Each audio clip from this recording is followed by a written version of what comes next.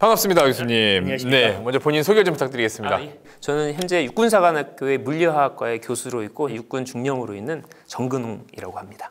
예.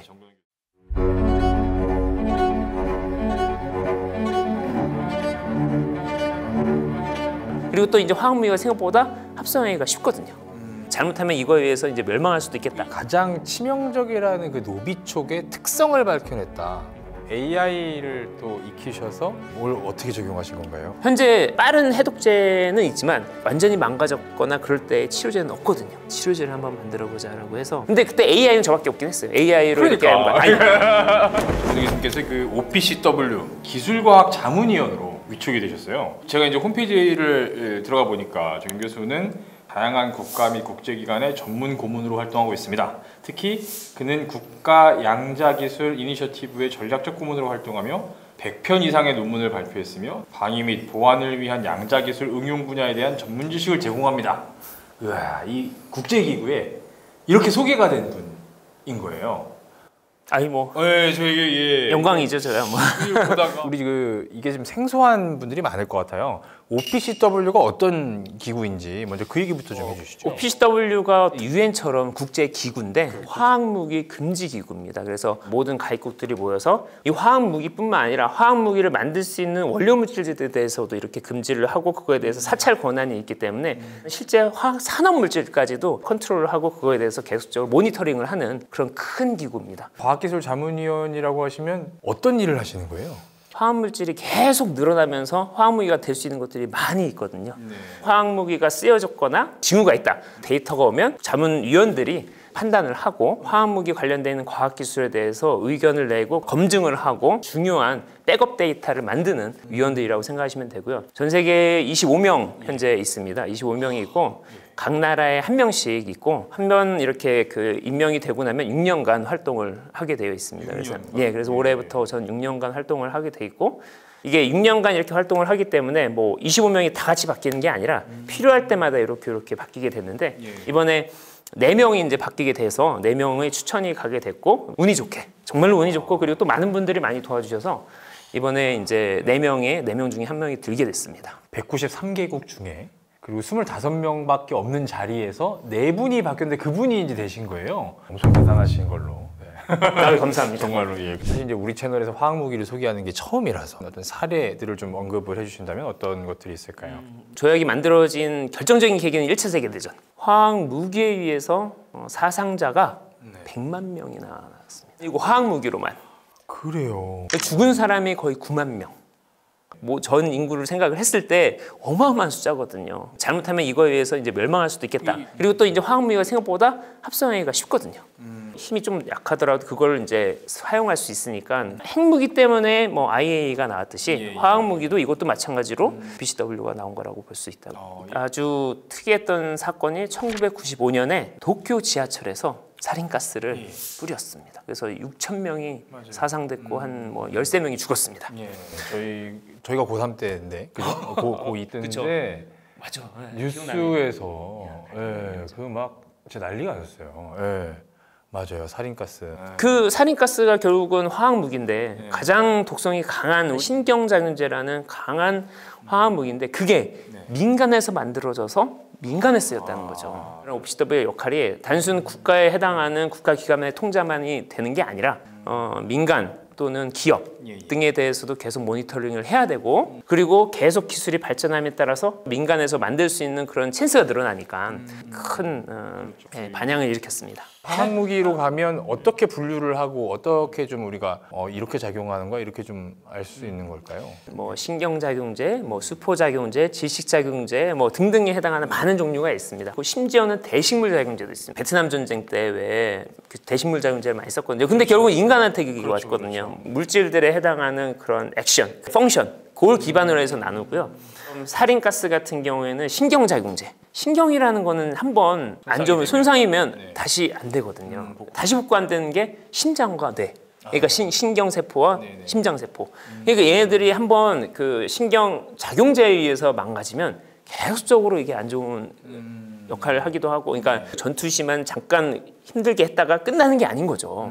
이렇게 살상하는 데 있어서는 신경작용제가 가장 가장 위험한 거라고 볼 수 있습니다. 수포작용제는 뭐 이렇게 몸에 물집 같은 게 생기고 네, 수포니까 네 맞습니다. 네. 이게 묻으면 이제 물집이 생겨서 너무 물집이 많이 생기면 이제 죽기도 하죠. 뭐 생각하면 온몸이 이제 물집이 생겼다고 하면 그리고 고통이 어마어마합니다. 물론 저는 안 해봤지만 고통이 어마어마하다 하더라고요. 그래서 수포작용제는 그런 역할을 하고 질식은 말 그대로 이제 숨을 못 쉬게 하는. 네 그렇습니다. 네. 그다음에 뭐 혈액작용제는 혈액작용제는 산소 공급을 하는 그 헤모글로빈의 역할을 못하게 한다고 생각합니다. 그러니까 그럼 이것도 결국 질식해서 죽는 거네요? 비슷하죠. 그러니까, 이제 산소 공급이 제대로 안 되니까 이제 그래서 막 청색으로 변하게 되고 하나하나 막 이렇게 다 괴사해 가면서. 네, 뭐 그럴 수 있죠. 그럴 수 있죠. 네, 요즘 이제 벌어지고 있는 전장이 두 곳이 있잖아요. 이런 전장에서 지금 혹시 뭐 사용되고 있다든지 이런 뭐 징후가 있다든지 이런 보고는 혹시 없을까요? 지금 알려져 있는 보고는 시리아 내전이 일어났을 때 그때 실제로 살인가스가 쓰였습니다.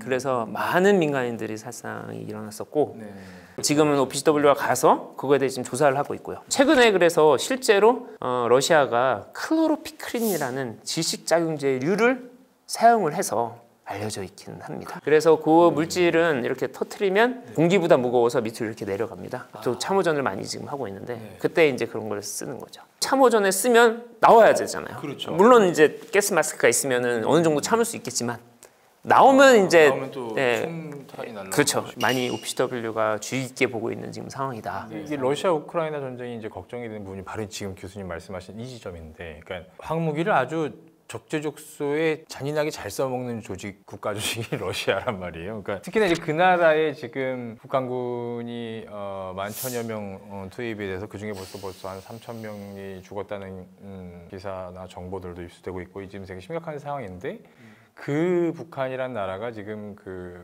쓰레기 오물풍선을 작년부터 내려보내고 있단 말이죠. 사실 이제 그 기사를 처음 제가 쓰면서도 가장 걱정됐던 건 그거였어요. 뭐가 묻었을까 봐. 근데 그 묻은 물질이 생화무기일 수도 있으니까. 생화무기일 수도 있으니까 그런 측면에서 좀 걱정이 되거든요. 어떻게 지금 북한의 능력에 대해서 평가를 하고 계시나요? 뭐 공공연하게 알려져 있습니다. 북한은 지금 화학무기, 생화무기를 다 갖고 있는 걸로 지금 다 알려져. 뭐 OPCW에도 가입도 안 해 있고 뭐 보고도 되어 있고 화학무기 같은 경우에는 북한은 뭐 수천 톤 이상을 갖고 있는 걸로 지금 현재 알려져 있는 상황이니까 당연히 지금 기자님이 걱정하시는 것만큼 관련돼 있는 기관에서는 대비를 하고 있고 훈련도 하고 있고 프로시저를 믿고 신고를 하면 문제 없지 않을까라는 정도를 말씀드릴 수 있을 것 같습니다.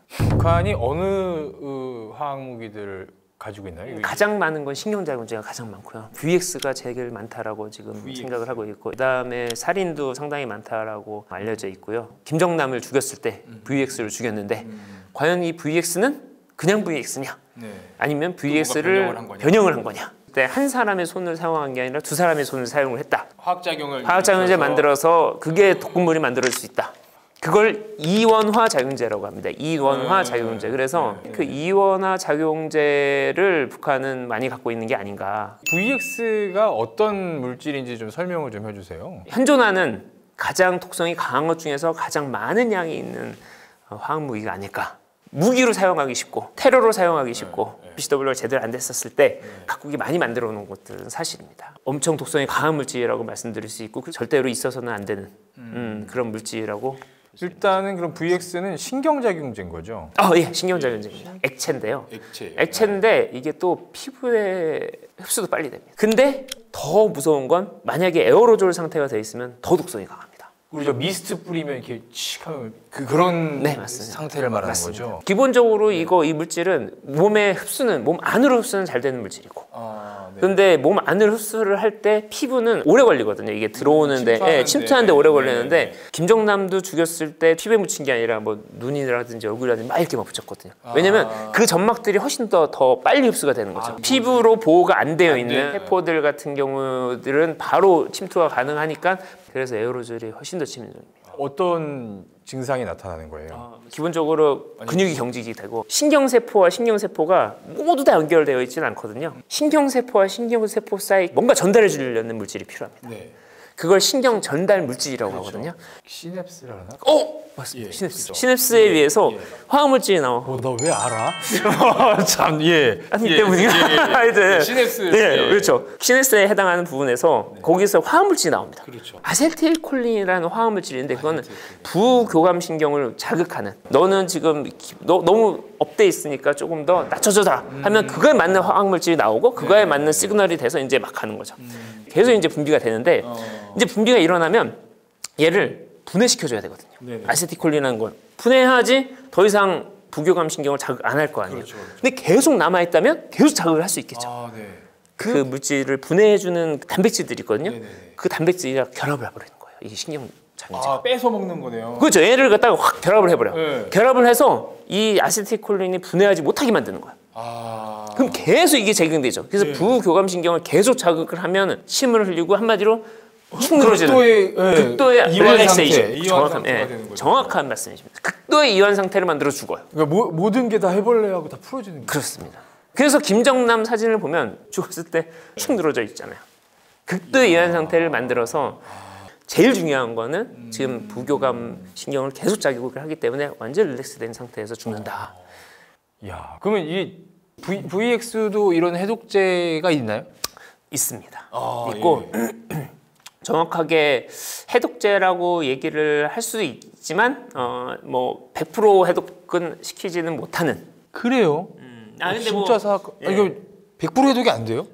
군대에 갔다 오셨으니까 예, 예, 예. K마콘이라는 현재 있어요, 군에서 있어요. 하는 그렇죠. 게 이제 아트로핀이랑 옥심이라는 두 가지 화학물질로 되어 주사바늘 2개 든 거 줘요. 맞습니다. 네, 그거인데 긴 거 하나 짧은 거 하나. 그렇습니다. 우선 그거를 이제 하나씩 이렇게 찌르게 되어 있는데 그렇죠. 하나 찌르는 거는 아트로핀이라는 건데 그걸 딱 찌르면 그럼 바로 찔러야 돼. 그러니까 이게 신경제한제 오면 바로 찔러야 돼. 아, 지체 없이. 네, 지체 없이. 뭔가 내가 느낌 쎄하다 그러면 세게 그냥 찍어야 찌- 돼. 야, 그래서 네. 전쟁이 났을 때 우리는 그걸 무조건 보급하게 돼 있어요. 그 말은 뭐냐면 바로 쓰지 않으면 안 되는 거야. 아, 그러니까 이미 몸속에 퍼지기 시작하면 내가 그다음 아무리 뭐 찔러도 효과가 예. 그게 왜 그러냐면요. 그게 그 아세틸콜린이 이렇게 시그널을 전달을 하잖아요. 예. 시그널을 전달을 할 때 이게 어떤 역할을 하냐면 효소 있잖아요. 효소가 있잖아요. 효소랑 신경제원제랑 딱 붙잖아요. VX랑 예. 딱 붙죠. 예, 예. 딱 붙는데 이게 효소랑 살짝 붙어. 아, 예. 먼저 살짝 붙어. 예. 그래서 이 신경제원제가 못 붙게 만들어요. 아, 그래서 바로 찔러야 되는 거야. 바로 찔러야지 아니면 신경제원제가 다 얘를 다 막고 있으면은 쓸모가 없으니까 신경제원제도 몸 안에 가면은 조금씩 분해가 일어나거든요. 이것도 상당히 분해가 일어나고 딴 데 이렇게 붙기도 하고 막 그러니까 그 시간을 벌어주는 거죠. 그런 역할을 하기 때문에 아트로핀은 바로 찔러줘야 되고 그 다음에 옥심이라는 걸 찔러주면 그런 효소랑 이렇게 신경제원제가 딱 붙어 있는데 그걸 조금이라도 떼려는 역할을 하는 한마디로 이게 정말 진정한 해독제죠. 두 번째 찌르는. 그걸 떼는 역할을 하는데 그게 근데 그렇게 효과적이지 못해요. 아, 그래요? 엄청 효과적이지 못합니다. 그리고 또 하나는 이런 신경제원제가 한두 종류가 있는 게 아니거든요. 뭐 타분이라는 것도 몇 가지가 많이 알려져 있는 것들이 있는데 그거에 따라서 효율이 달라요. 그런 차원에서 뭐 이게 100% 모든 걸 해독시킬 수 있는 그런 건 아니고 전쟁에서는 바로 조치를 해서 괜찮을 수 있지만 예를 들면 그걸 준비하지 않은 상황에서는 그렇죠. 제가 그걸 갖고 다니지 않잖아요. 그러니까요. 우리 일상생활에서는 그걸 뭐 접하기도 쉽지 않고. 근데 그래도 지금 그 의사 선생님들이 잘 몇 가지 그 따로 퍼스트 에이드를 팍 해주는 경우도 있다고 생각을 하고 좀 이따 말씀드릴 노비촉 사건에서도 살아났거든요. 맨 처음에 두 사람은 신경제원제에 의한 그런 게 살아났는데 이 사람들은 재밌는 게 병원을 딱 갔는데 그 주변에는 이런 사건이 많았었던 거예요. 그러니까 가장 치명적이라는 그 노비촉의 특성을 밝혀냈다.